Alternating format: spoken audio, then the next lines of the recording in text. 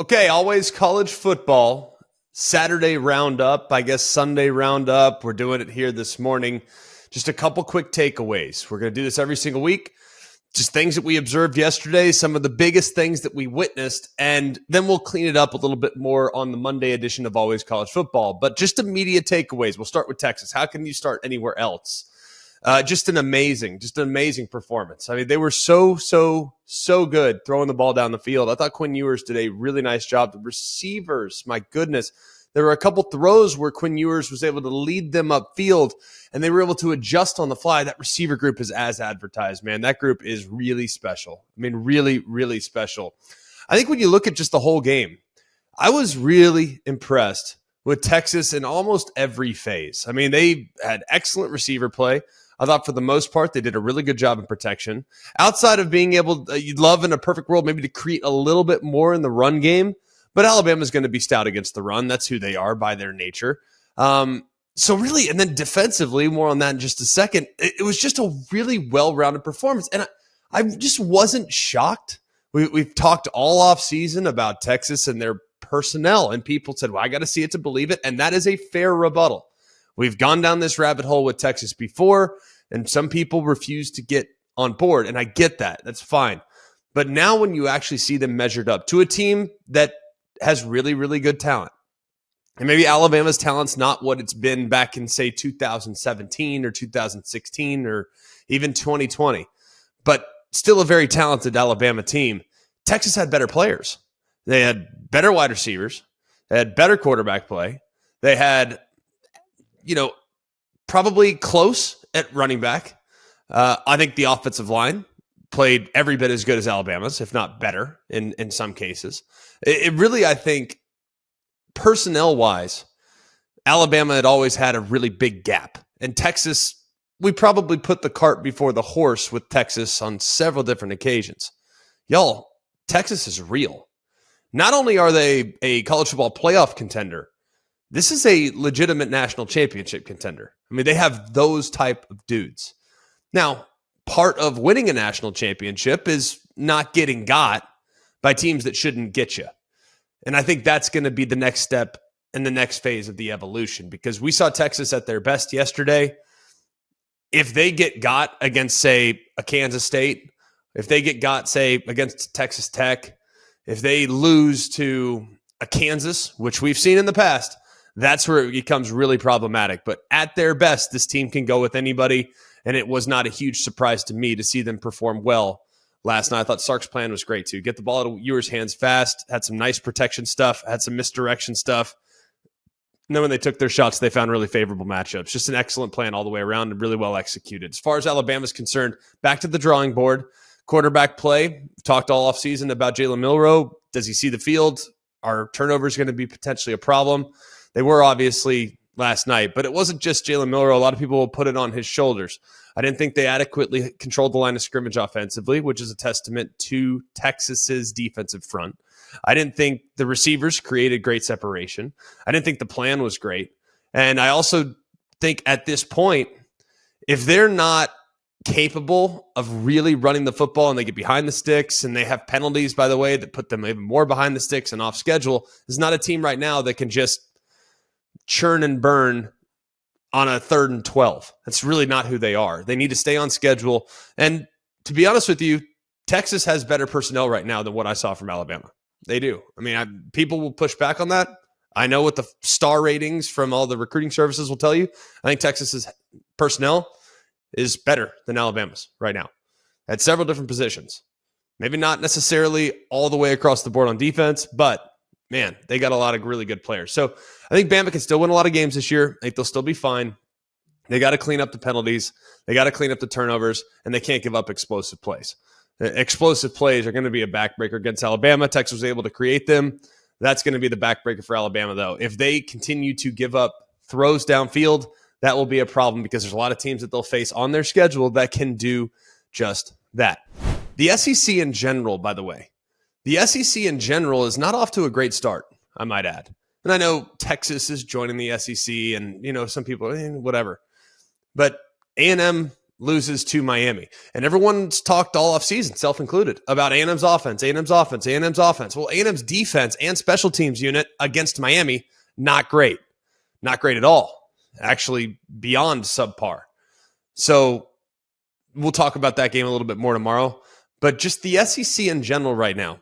The SEC is always, at least maybe in the court of public opinion and the perception of the league, they've always fared really well in big games, whether it be the playoff, the national championship game, big time non-conference games early in the season. The SEC traditionally has fared really well in those situations, and that has not been the case here these first 2 weeks of the season. Alabama loses to Texas. That's good on good. That's top of the Big 12 against 2 or 3, maybe 1, depending on where you have them coming into the season with Alabama.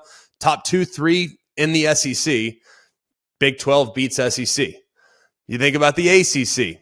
North Carolina beats South Carolina. You think about Miami. They beat Texas A&M.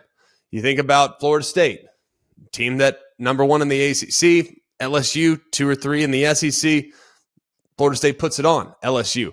Right now, the ACC and the Pac-12 have showcased multiple different examples in which their best team can definitely handle the SEC. Sometimes it's matchup driven, right? I mean, Florida's probably the 9th best team in the SEC. Utah might be 2, 3, 4 in the Pac-12. So they should win the game, but winning the game the way they did, that's not a good look for the league. So the SEC off to a bit of a slow start. We'll find out about Georgia. We'll find out about Tennessee. We'll find out about other teams moving forward, but it has not been a great first 2 weeks for the Southeastern Conference. The next biggest story in college football right now, it's Deion Sanders, and it's Colorado. Colorado, now they were up against us. We called the NC State Notre Dame game, and I got to watch about an hour and 45 minutes of the Colorado game during the weather break, which was exactly 1 hour and 45 minutes long. So first thing I did, turned on the Colorado game. And at that point, it was 0-0. And I was thoroughly impressed with Shedeur Sanders' accuracy. He is very accurate, man. I mean, he'll throw the ball in tight windows. He anticipates guys getting open. He knows when he sees a one-on-one with Travis Hunter down the sideline, hey, man, one-on-one with the defender with his back to him, I'm going to throw it and give my guy a chance. He's just a really good player. I mean, really, really, really impressive. I thought he looked really good yesterday. I look at their weapons. They continue to be super dynamic on the perimeter. I thought there would be a chance that Nebraska could maybe condense the pocket and make things a little difficult for Shedeur. And that was their plan. They tried to do it. And there were a few different occasions in which they almost got home. But Shedeur Sanders, not a runner, but a guy that is crafty enough to be able to extend. A guy that's crafty enough to understand, hey, if the pocket is starting to condense around me, I got to get rid of the football. He's an excellent player, man. And for a guy that I watched him, he was obviously excellent at Jackson State. But I'm thoroughly impressed with how accurate he is and how in control he is of this offense. And Xavier Weaver, because we've talked so much about Jimmy Horn, we've talked so much about Travis Hunter, and we spent a lot of time talking about Dylan Edwards to the point where Xavier Weaver was a little bit of an afterthought. He's a dude, man. I mean, they have legitimately 3 number 1 wide receivers on their team. Guys that would be number 1 wide receivers at a bunch of different schools. They have 3 of them. And they have a guy in Dylan Edwards who is still a real problem anytime you get the ball in his hands. He's a little bit of a liability in pass protection, which we saw a couple times this past Saturday, but he is excellent. And Colorado, I think they're in great shape, obviously, to take care of business next week. And then you look at Colorado's schedule, man, you're starting to circle some of these matchups. At Oregon here 2 weeks from now. SC the week after that. This is going to be one heck of a fun story to follow all season long. So I can't wait to see what happens. Thoroughly impressed. It was a tremendous response after what was a little bit of a sluggish start offensively for the Colorado Buffaloes. And then the final takeaway, I guess, before we're getting into a whole host of games, by the way, here on Monday's show. So if we didn't get to your game, this is just our flowing consciousness. And I'm barely conscious. Like I was up till 2 and then got on a flight at 5 because I wanted to watch Auburn Cal. So Not all my wits are put together right now, so I'm maybe just stumbling through it, and I'm just completely incoherent, but we're going to get through it. Notre Dame. Notre Dame, to me, yesterday, having called the game and seeing them in person, I still have some questions about overall team speed, and that's okay because I think they acknowledge that. I think they recognize that. But this team is extremely well coached. Extremely well coached. Marcus Freeman is really, I don't want to say he's growing up before our eyes, but he is doing the little things as a head coach that feel wise beyond his years, calling timeouts at the end of the half so that they can potentially steal some points, which was a huge, huge momentum play in the game. Calling timeouts before the half, give the ball back to Sam Hartman. They hit a big play right down the right sideline, and the next thing you know, next play, touchdown. I mean, that's Marcus Freeman just gave their offense an extra 7 points. And that was him, to be aggressive and to keep the pedal down and to understand and trust his guys enough to do it. Defensively, thoroughly impressed with what I've seen so far in coverage through the first 2 games. Wasn't sure. Hey, Navy and Tennessee State, all due respect, those are not weapons and wide receivers that are going to concern me. I think their secondary is sneaking up to the point in which they might be elite. Might be. I don't know if they are yet. We'll find out for real against Ohio State a couple weeks from now. But that secondary feels like they can match up with most wide receiver corps. And if they can match up with Ohio State, that would definitely give you a check in the elite box, that's for sure. I think the pass rush was pretty good yesterday. They really kept Brennan Armstrong contained. They couldn't really get a whole lot going. And then I think, too, the pass catchers. We kind of mentioned him the last couple of weeks. Holden Stays is going to be a problem.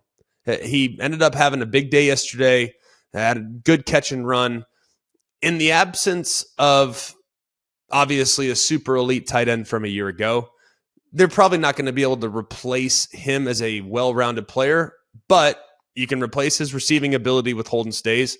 You can replace his end-of-the-line willingness with Mitchell Evans.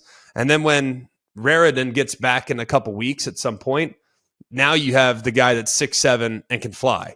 So I think the tight end position's in great shape. I think the receivers are in good shape. And I think Sam Hartman is playing. I mean, he's in graduate classes as far as quarterback play is concerned right now. He is so accurate. He is so confident. He weathered the storm and took some hits yesterday, and he was completely unfazed. So I think Notre Dame is definitely a team that can play with Ohio State. We'll find out in a couple weeks. I think they're a team that could definitely make the college football playoff, and I'm just thoroughly impressed with what I saw from the Irish. So if we didn't get to your game, if we didn't get to your team, we'll get there. Check us out, Monday edition of Always College Football.